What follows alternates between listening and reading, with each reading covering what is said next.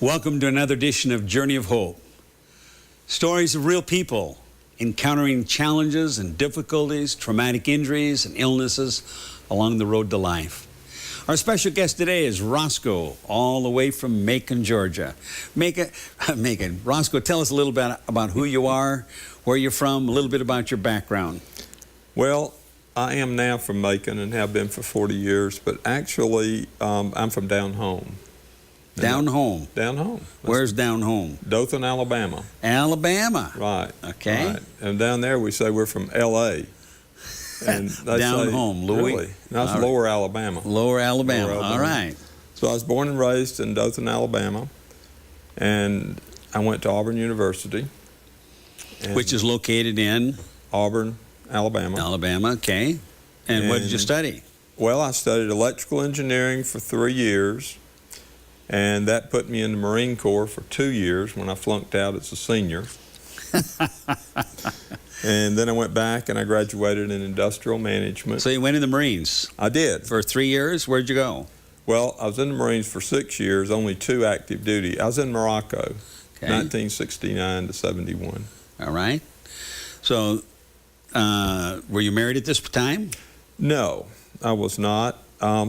Actually, when I left for the Marine Corps to be transferred to Morocco, I met this young lady named Gwen, and my brother Roger was dating her sister.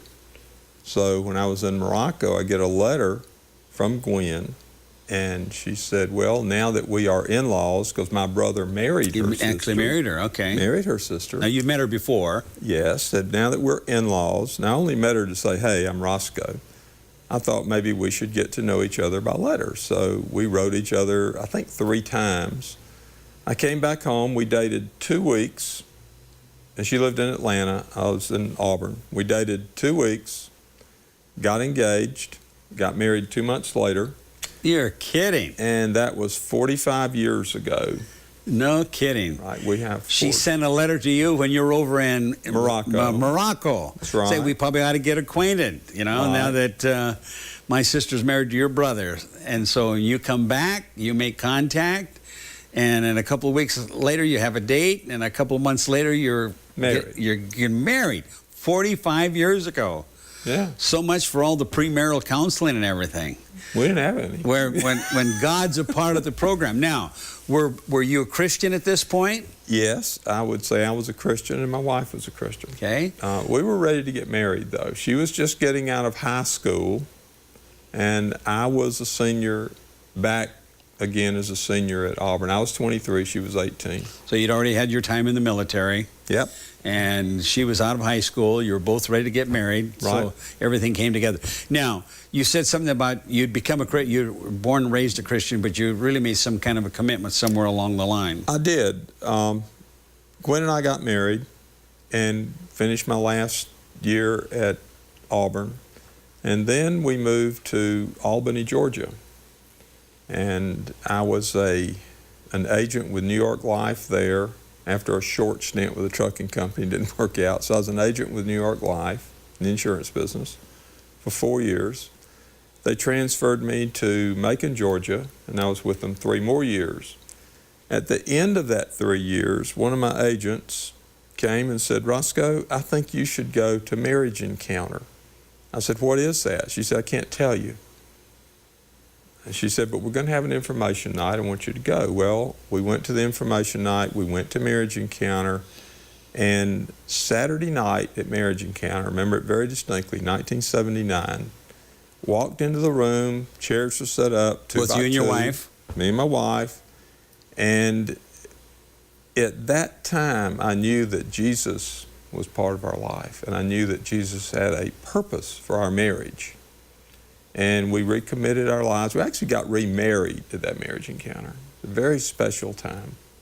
Really neat. How long have you been married at that point? 7 years. 7 years, but it was just a renewal experience for you. Yes, we were Southern Baptist, and it was a really neat experience. It's kind of a real spiritual encounter. Absolutely. And kind of a deep commitment that made at that point. Yep. Okay, so for many years, then you've been in the insurance business. I've been in the insurance business 44 years. 44 years. Now, Did you play sports in college? No, I never played sports in high school either. My dad didn't want me to. I grew up working on cars, and he needed help on the weekends. And So you were just too busy to do that. And I did not do any sports in college. The only sports I've ever played is in the Marine Corps. And What did you do there? well, I played basketball and I ran. Okay, so you started running in the Marines? Okay. Started running in the Marines. So what have you been doing the last 20 years in terms of exercise? Well, I was running in the Marines, and for 15 years I continued to do that. And then When you say running, are you talking about a couple miles a week or a couple miles a day? Yeah, a few miles a day, whatever. And then I broke my knee, or I broke my ACL when I was somewhere close to 30. Really don't remember exactly when it was.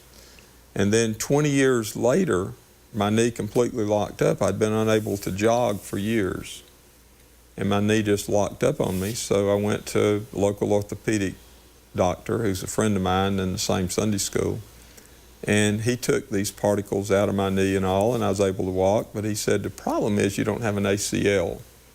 And he cut my knee. And an ACL is a ligament. It is. And he cut a tendon in the top of my knee and made an ACL out of the tendon, drilled a hole between the bones and screwed it all together. And then to get strength back in my knee, he said I needed to ride a bicycle. So I started riding a bicycle, and then I built up to 100-mile bicycle rides. And I did. Well, you're talking about more than a bicycle. You're talking about more than a bicycle ride. Those are called century rides. I did that quite a few times. Century rides are 100 miles 100 or more. miles. And then one day, my daughter, who works with me in insurance, by the way, Elizabeth, she said, Dad, instead of walking today, let's jog for a mile. I said, I can't do it. My knee will swell up. She said, oh, come on, Dad. You ride a bicycle for 100 miles and you're worried about jogging for a mile? I said, yeah. So I jogged 1 mile. Didn't swell up.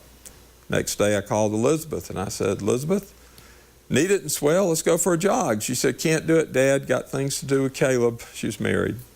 And I said, okay. So I went out and jogged 4 miles the second day. Second day, 4 miles. Third day, I did 6 miles. Fourth day, I did 8 miles. And then it was... And you hadn't been jogging at all. No, I went from 0 to 8 in 4 days. So I went to church. My Sunday school teacher and pastor, actually, as well, was a marathoner. And he said, hey, I understand you're jogging. Why don't you practice a few months and then we'll do a 5K? I said, really? What is a 5K? Well, I knew, but he said, oh, a 5K is 3 miles. How many did you do today, Roscoe? And I said, 8. You did 8 miles? I said, yeah. He said, well, I'm going to sign us up for a marathon. He said, if you can do that in 4 days, you can do a marathon. So we did a marathon in Maine. That was my first one. My wife and I went up with David and Autumn. And over the next 4.5 years, we did one in every state. One in every state. Right. It took 4.5 years. And we had a little mini vacation. So over a period of 4.5 years, you did 50 states? Yeah, and that was from 2010 till 2014, or about. Okay. And then there was 1 year where you did... In 2014, I did a marathon every 2 weeks.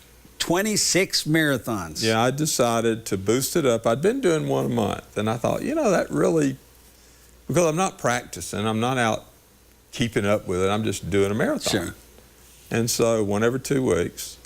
And then that was all of 14. Then going into 15, I continued January, February, and March, doing 2 a month. But my times were looking awful. And in February, I broke my arm. And I went back for a checkup with my local doctor, and I had a blood test at my request. Sure. And he said, why do you want a blood test? I said, because my marathon times have gotten just awful. And he said, you're doing too many. I said, no, I don't think so. I don't think that's it. So we did a blood test, and he called me about 2 days later. He said, you need to get a colonoscopy. I said, I had one 2 years ago. He said, you need another one. I said, now, Mike, why do I need a colonoscopy? He said, because you're anemic. Really? And I said, what's that got to do with anything? He said, well, you're losing blood. That's why Somewhere you're losing blood, you're anemic. You're anemic. And I said, okay. So I scheduled it. doctor came out right after and he said, "You've got cancer." Actually, he didn't say you've got cancer. He said, "You've got a tumor." And I took biopsies, and I'll know if it's cancerous or not, but he said, "I'm pretty sure it is." And it was the size of my fist. And it Colon was cancer. Colon cancer in my upper right colon. So my wife and I went back home and we cried about it.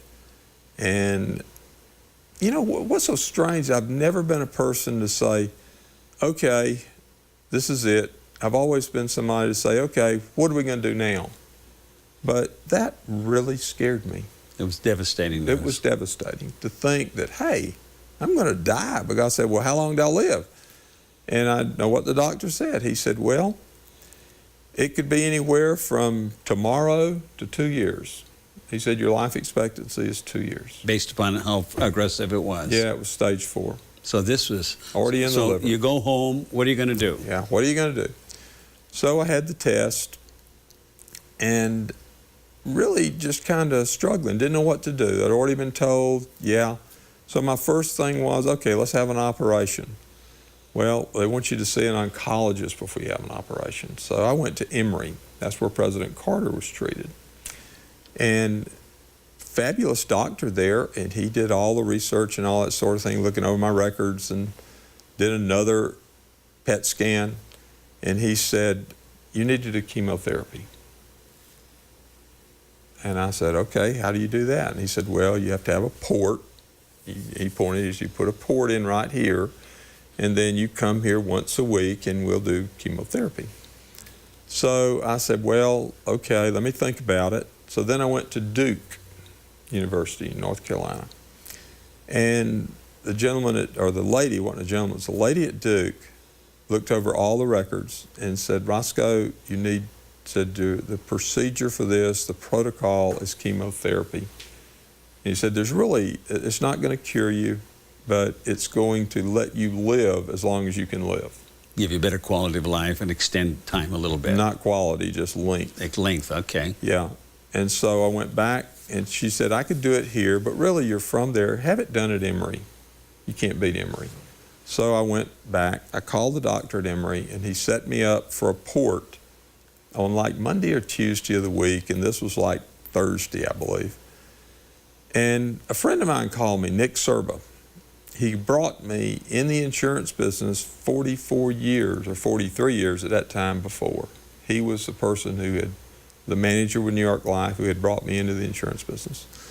And I had put on Facebook, I guess, that I had cancer and what I was doing. And he said, "Roscoe, I understand you got cancer. I want you to read this book called Cancer Free." I said, "Okay, Nick." Well, the next day he calls me, "Roscoe, have you read the book called Cancer Free?" I said, "No, Nick, not yet." And he said, "Well, I will bring it to you." I said, "No, don't do that." I said, "I'll download it." So I downloaded it. And I read the book called Cancer Free, and I learned there were a lot of alternatives, and that probably diet could help as much as anything. So I called the doctor in Atlanta, and I canceled my port. And I went on something called the Budwig diet, which is you eat cottage cheese and flaxseed oil, and you basically do the Adventist diet. I mean, it's almost exactly the Adventist diet. It's vegetarian. Vegetarian diet. Vegetarian diet, and they suggested juicing, which I did for months and months and months, carrot juice every day, 5 pounds of carrots. And this went on, and one day now this was March is when I was diagnosed. In November of that year, which was 15, a year ago, I woke up at 4 o'clock in the morning and I couldn't sleep. And I got on the internet, as I'd done many times, searching for treatments for colon cancer. And I was on a forum of some kind. This lady mentioned that her uncle had had proton therapy. But that's all it mentioned. Didn't say where it was or anything about it. So I searched on the internet for liver metastasis, because a month before that, I had been back to the man at Emory, And the doctor there said, well, I'm surprised to see you here. I thought you'd be dead by now. And I thought, boy, that was kind of a wake-up call. Right. I said, really? So the colon had metastasized to the liver. Yeah. And he said, yes. He said, liver should have killed you by now. You should be dead. And I said, well, just turn me over to hospice. He started laughing. He said, what you been doing? And I said, well, I've been doing about a marathon a month. He said, you're still doing marathons? I said, yep, still doing marathons. He said, well, I don't know what to tell you, but by now you should be dead with the liver cancer. So here it is, November, looking for proton. I searched under liver metastasis proton therapy, and Dr. Gary Yang's study came up from 2012. One of our physicians here. One of your physicians at Loma Linda, at Loma Linda University. So then I searched under Loma Linda University protons, and I found Peggy Hirsch there, the name Peggy Hirsch, who was a one of our nurses, coordinator. And I called her Monday and told her my situation. She said, well, do you have any of your records? I said, I've got every record that's ever been done on me with this. I keep a copy, a disc of everything. She said, send it all to me overnight. So I did. She calls me back on Tuesday. She said, I have given the information to Dr. Yang. Wednesday she called back. She said, Dr. Yang would like to treat you. Send me your insurance cards. With protons. With protons. For your liver. Liver. Send me your insurance cards. So I sent the insurance cards, emailed them over. She calls me back about an hour later, maybe 2 hours, said, you're all approved, Medicare covers it. And she said, you have Plan F, Blue Cross Blue Shield, that'll pay what Medicare doesn't pay, you won't owe anything. I didn't tell her I also had a cancer policy. It paid for me being here, so I have zero out of pocket. That's a good deal. Praise the Lord. And so we came, my wife and I came in December of last year. We came to Loma Linda, first time ever being at Loma Linda. I walk in, whew.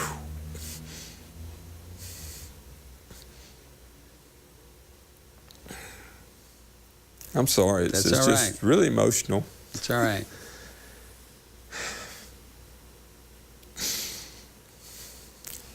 You walked in. I did. Walked into the hospital. See, I've sold insurance in hospitals for, 30 years probably.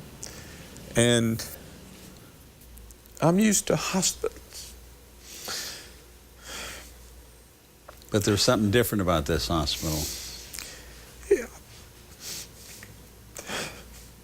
What was the difference?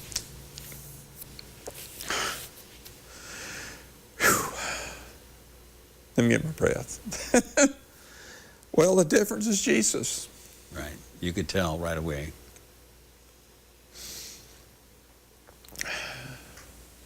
So Dr. Yang, he began the treatments. He did.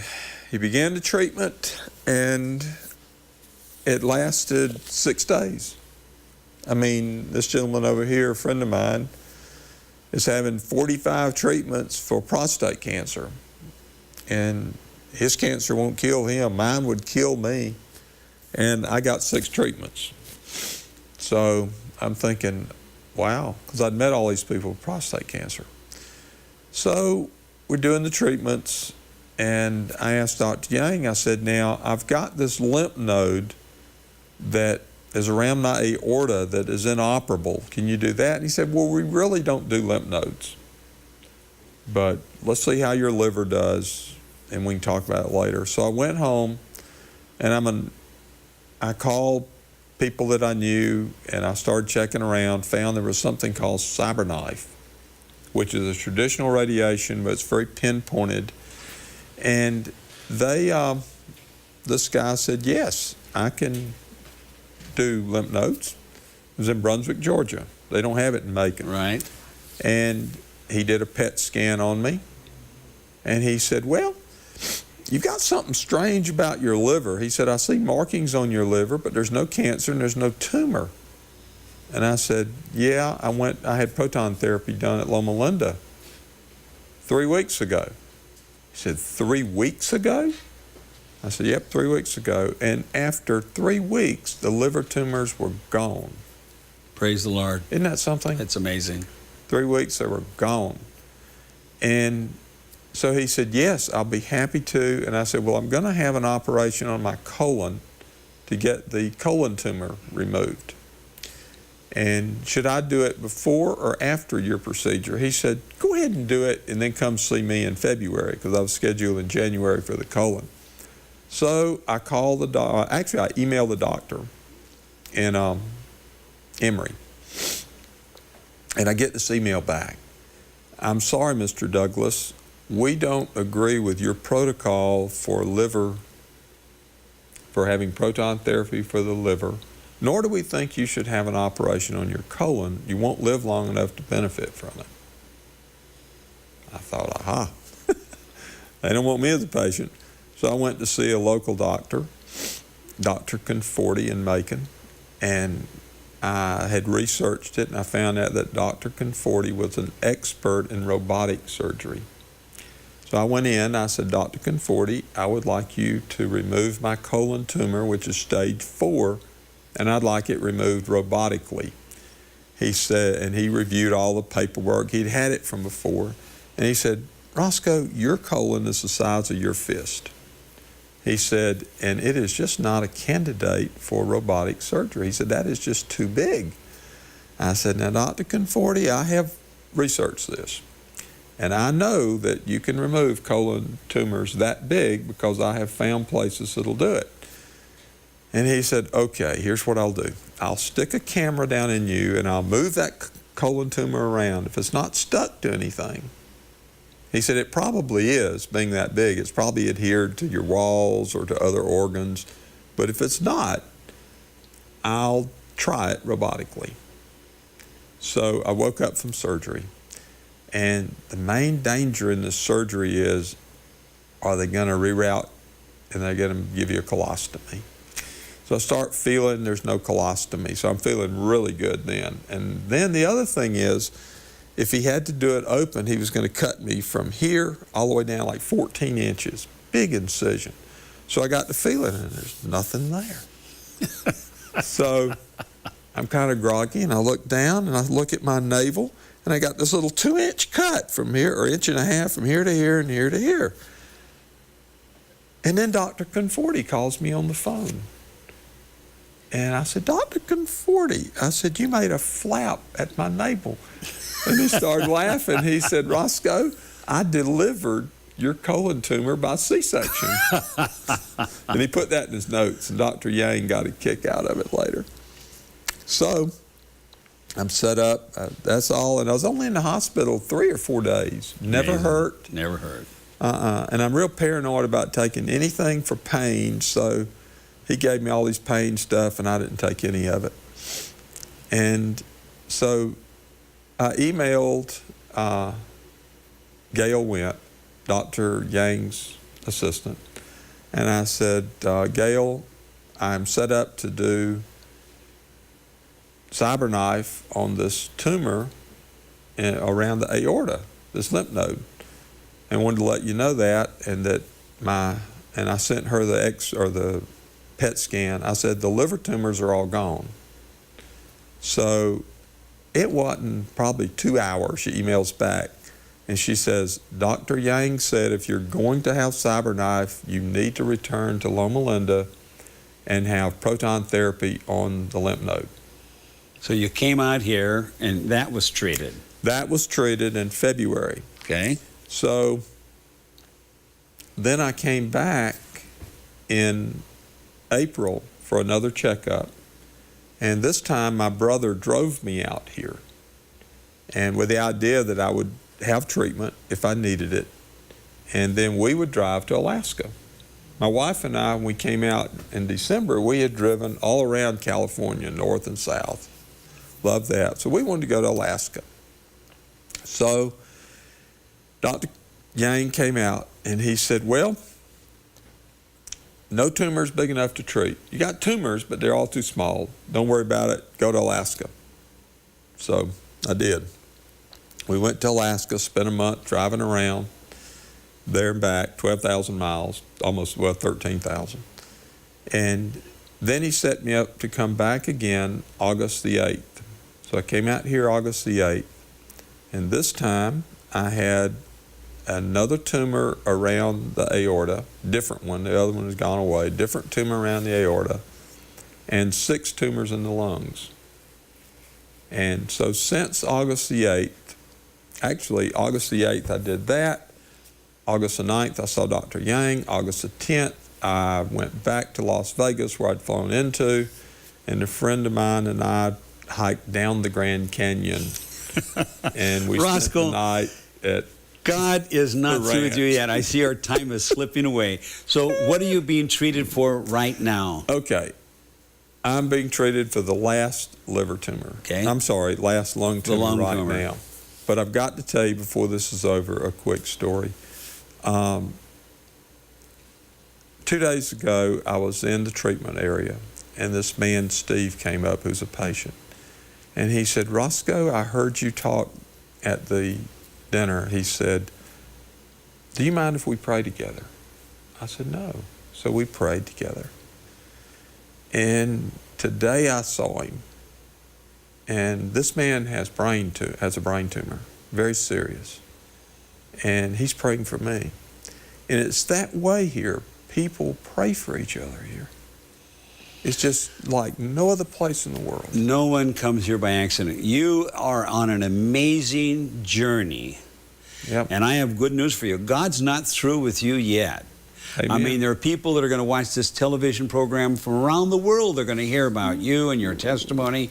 It'll lead other people to pursue some things. And I can tell you that God is going to use you. In the last minute, the last 30 seconds we have here, share. From the beginning of my cancer, I have been putting posts on Facebook every week. And I have had people all over the country. I always put my telephone number and my email. I've had folks from all over the country calling me and emailing me about their cancers and about my experience at Loma Linda. So God is taking this experience and multiplying your testimony across the country and around the world. And you told me you got people praying in all kinds of churches all around the country.